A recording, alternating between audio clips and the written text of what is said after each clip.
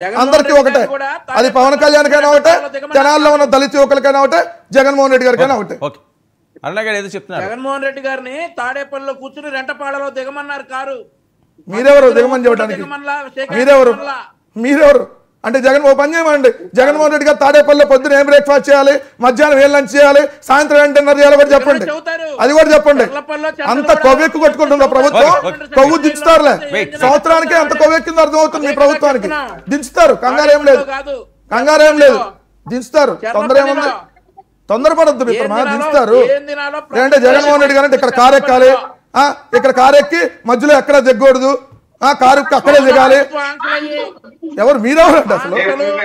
మీరెవరు? జగన్మోహన్ రెడ్డి గారు ఒక మాజీ ముఖ్యమంత్రి, ఓ పార్టీ అధ్యక్షుడు, ఓ మాజీ ముఖ్యమంత్రి, ఓ పార్టీ అధ్యక్షుడు. ఆయన ఇట్లానే ఉండాలి, ఆయన అక్కడికి వెళ్ళకూడదు, ఇక్కడికి వెళ్ళాలి, 3 వాహనాలు వెళ్ళాలి, 100 మందితో వెళ్ళాలి. మనుషులు చంపకుండా వెళ్ళమనండి. ఏది కందుకూరులో 8 మంది చంపినట్ట, కందుకూరులో 8 మందిని చంపినట్ట, గుంటూరులో 3 చంపినట్ట, గోదావరి పుష్కరాల్లో 20 మంది చంపినట్ట, తిరుపతిలో 6 ఉండండి. ఆవిడ వీడియో చూపిస్తారు. ఏంటది అరుణ గారు? కనిపిస్తుంది ఈ ఫోటో మీకు?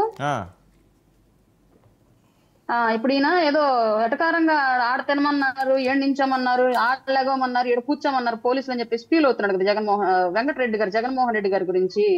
ఇదే జగన్మోహన్ రెడ్డి గవర్నమెంట్ ఇప్పుడు మేము ఫాలో అవుతున్నట్టు రాజ్యాంగాన్ని ఫాలో అయ్యే, ఈ రోజు స్టేట్ లో ఉన్నటువంటి పోలీస్ డిపార్ట్మెంట్స్ ఉన్నటువంటి రూల్స్ ఆ రోజు కూడా స్టేట్ లో ఉండే, పవన్ కళ్యాణ్ గారు వైజాగ్ వెళ్తూ ఉంటే వైజాగ్ లో కార్ లో నుంచి పైకి లేసి ఓపెన్ టాప్ కార్ లో నుంచి ఎట్లా సైడ్ బ్యానెట్ మీద నుంచి జనాలను తొక్కించడం కాదు, ఓపెన్ టాప్ కార్ లో నుంచి మధ్యలో పైకి లేసి అభివాదం చేయడానికి కూడా వీలు లేదు అని చెప్పేసి అప్పటి గౌరవనీయులైనటువంటి ఎస్పీ గరుడ సుమిత్, పేరు గుర్తుపెట్టుకోండి, ఎస్పీ గరుడ సుమిత్ గారు పైకి లేసి అభివాదం చేయడానికి కూడా వీలు లేదని పవన్ కళ్యాణ్ గారి షోల్డర్స్ మీద చేతులు వేసి మరి కారులో కదివి లోపల కూర్చోబెట్టి కారులో లైట్లు కూడా ఆపేమన్నటువంటి సందర్భం ఈ జగన్మోహన్ రెడ్డి గవర్నమెంట్ అప్పటి పవన్ కళ్యాణ్ గారు క్రియేట్ చేసింది. ఇదే మీ పవన్ కళ్యాణ్ గారు ఎయిర్పోర్ట్ కు వస్తున్నప్పుడు ఎయిర్పోర్ట్ లో మీ జనసేన వాళ్ళు చేసినటువంటి రచ్చకి ఆల్రెడీ ర్యాలీకి పర్మిషన్ లేదు. ఆ రోజు నోవాటల్ వరకు వెళ్ళడానికి పర్మిషన్ ఉంది.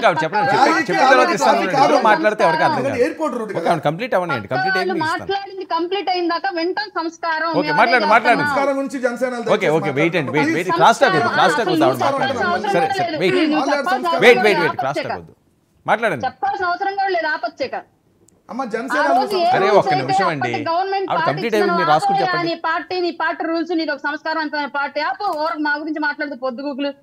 మీ సంస్కారం, మీ పవన్ కళ్యాణ్ సంస్కారం ప్రజలకు తెలుసు. చెప్పులు తీసుకుంటా అనే సంస్కారం మీది, మళ్ళీ మీరు నోరు జరిగితే సంస్కారం మీది. మీరు ఒక మహిళగా ప్రవర్తించారా? ఒక మహిళగా మీరు ఎవరైనా ప్రవర్తించారా? మళ్ళీ మీరు మాట్లాడతారు సంస్కారం గురించి మీరే మాట్లాడాలి. రాయపాడారు జనసేన మాట్లాడితే నేను పక్కన వాళ్ళు వినాలి.